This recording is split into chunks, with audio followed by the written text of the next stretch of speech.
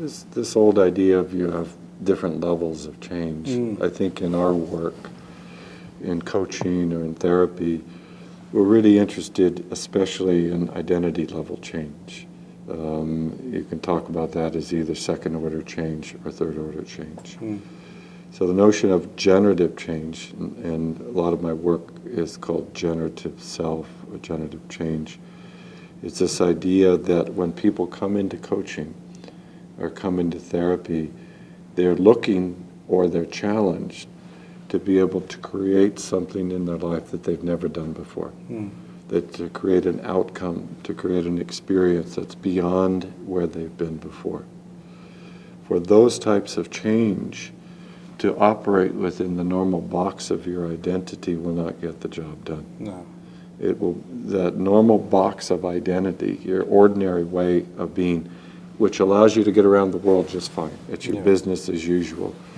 To use that system to try to create generative change, you can't do it. You're basically rearranging the chairs on the Titanic. So in order to generate change, to go beyond where you've been before, you have to first shift your state. That's what we try to do in hypnotic work.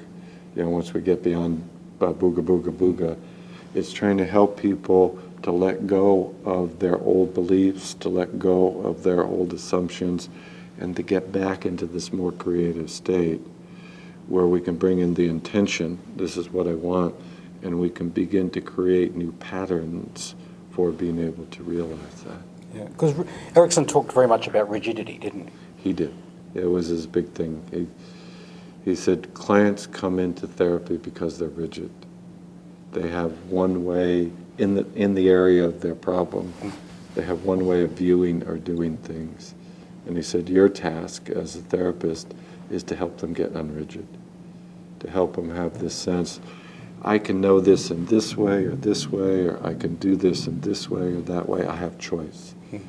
And knowing I have this choice, I can explore which way to do it that fits best for me now.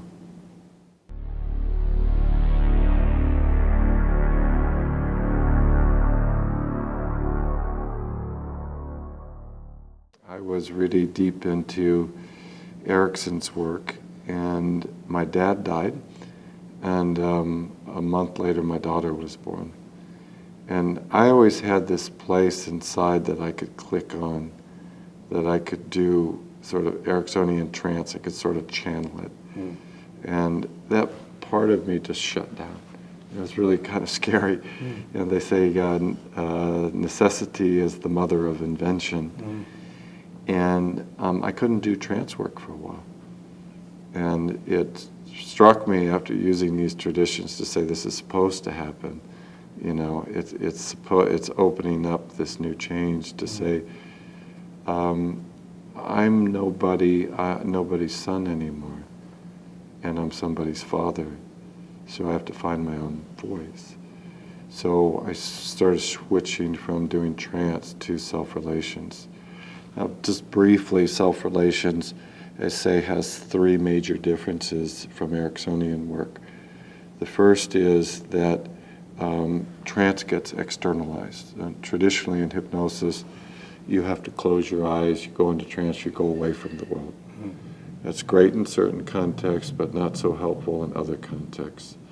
So we look in self-relations, this comes partly from my work in Aikido, is it how to bring the trance out here, if you will. So it's useful in virtually any context. Yeah, you can stay present in the present moment, and that your unconscious is out here. Second is that trance becomes much more somatically connected. So you get this idea in some trance that it's a sort of ethereal state where you're disembodied. And again, I think that has its limitations in terms of really taking these trance experiences and integrating them deeply into your embodied self that can then carry them out into the world. So we talk about how the unconscious is in the body in a lot of ways. It's one form of the unconscious.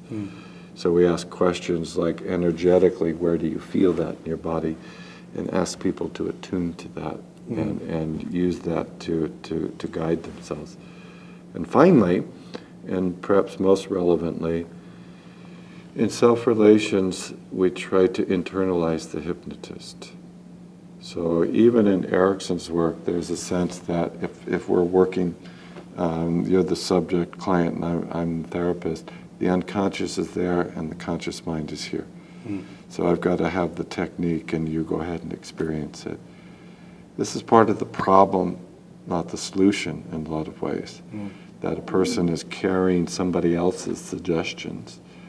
So I say, if this stuff is so generative, why can't somebody learn to do it for themselves? Why do they have to go to a hypnotist every time? Maybe it's good to go to a hypnotist to learn something.